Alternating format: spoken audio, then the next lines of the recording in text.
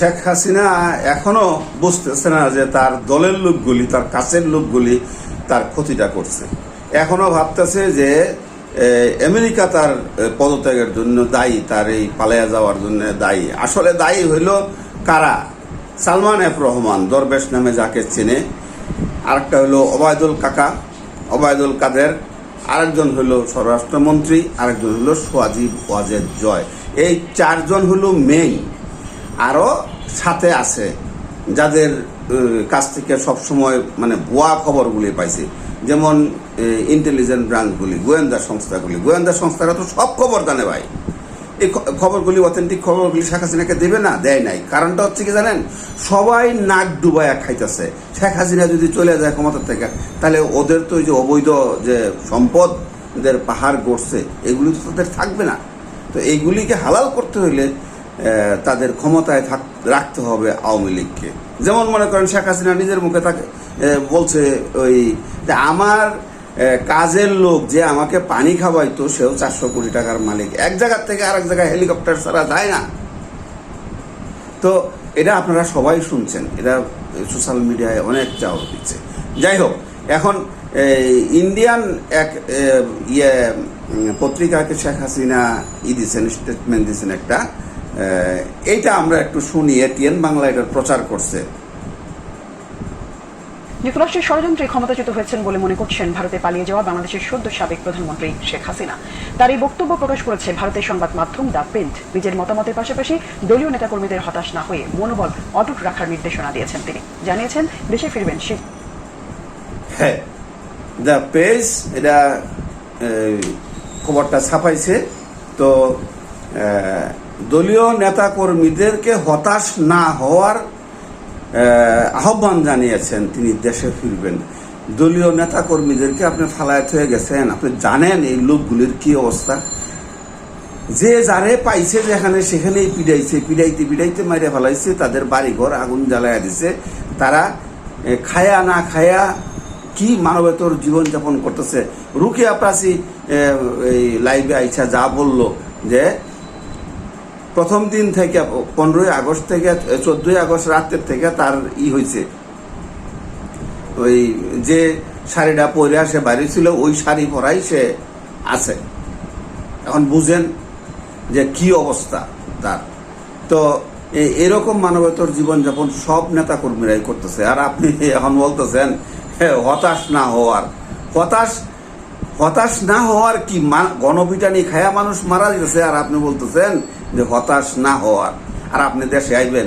আপনি যেভাবে তারেক জিয়ারে মাজা ভাঙছেন, খালেদা জিয়ারে যেভাবে জেলে নিছেন, এক কেসে জামিন হয়েছে বেগম খালেদা জিয়া, আর এক কেসের ভিতরে ঢুকাই দিচ্ছেন। তো এইটা কি আপনার বেলায় প্রযোজ্য হবে না? তাদেরকে শিক্ষাটা দিয়ে দিচ্ছেন আপনি। এই শিক্ষার থেকে তারা শিক্ষা নিবে না? আপনি দেশে আইবেন, এটা দেশের মানুষ বিশ্বাস করবে? আপনি আসলে আপনাকেও তো জেলে যাইতে হবে। আপনার ছেলে সজীব ওয়াজেদ জয়, সেও যদি আসে তারও তো জেলে যাইতে হবে। আর আপনার পিছনে তো ভালো লোকজন নাই।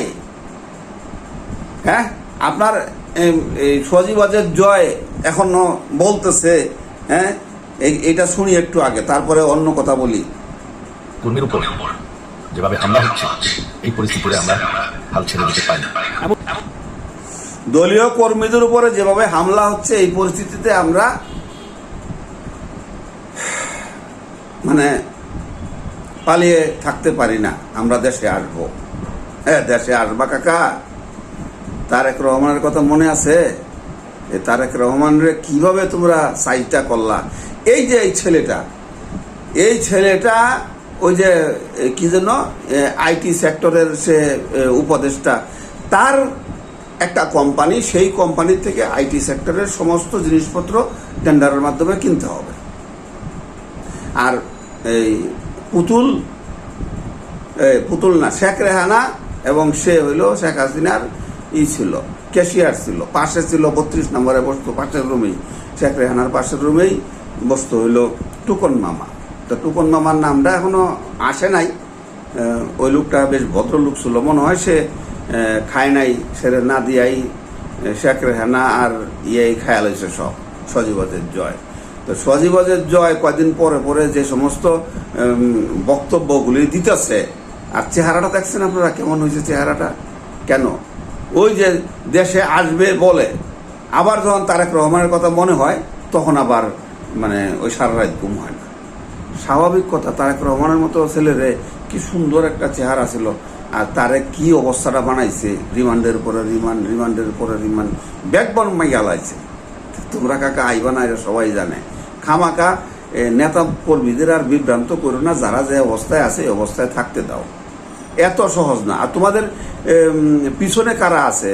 পিছনে ওই যে গোলাম মারা রনির মতো মানে লোকজন আছে, বিশিষ্ট সাংবাদিক ইলিয়াস ভাই, আমেরিকার থেকে উনি করেন, ওই যে ব্লগ বানান, সে গোলাম মাওলা রনি সম্পর্কে বলছে গোলাম ময়লা রনি, হাতে হইল ময়লা ময়লা, দেখেন এটা কোন ময়লা।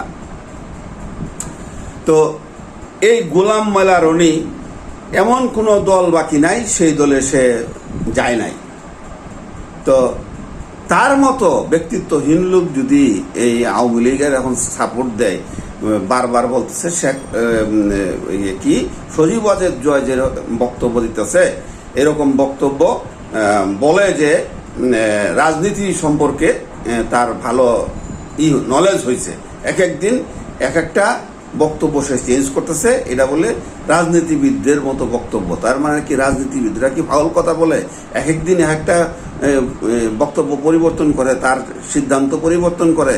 এই গোলাম ময়লা, এই জন্যই ইলিয়াস ভাই বলছে গোলাম ময়লা রনি। তো এই গোলাম ময়লা রনির কয়েকটা কথা শুনেন। এই সুনাম করতেছে, এই আবার বদনাম করতেছে। ভালো করে কান খুলে শুনেন কথাগুলি মনোযোগ দিয়া।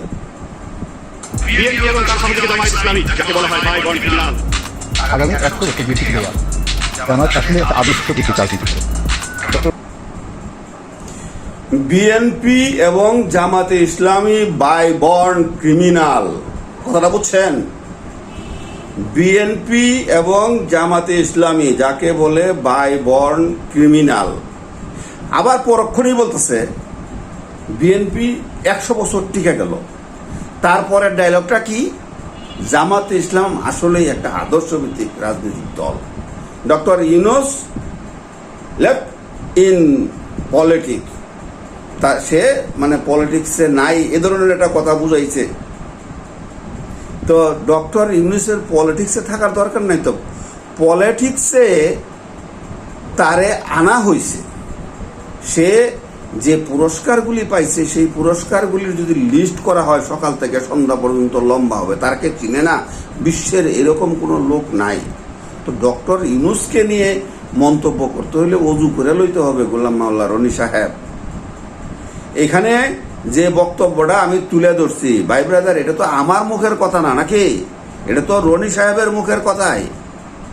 তো এই রনি সাহেবের মতো লোকগুলি যদি এখন আওয়ামী লীগে মানে করে, চামচামি করে, আর আওয়ামী লীগ এর যারা ত্যাগী নেতা, ভোগী নেতা যেগুলি ছিল ওইগুলি তো ভোগ করে খাইছে, তারা এখন মানুষের গণপিটানি খাইলে সমস্যা নাই, মনে বুঝাইতে পারবো।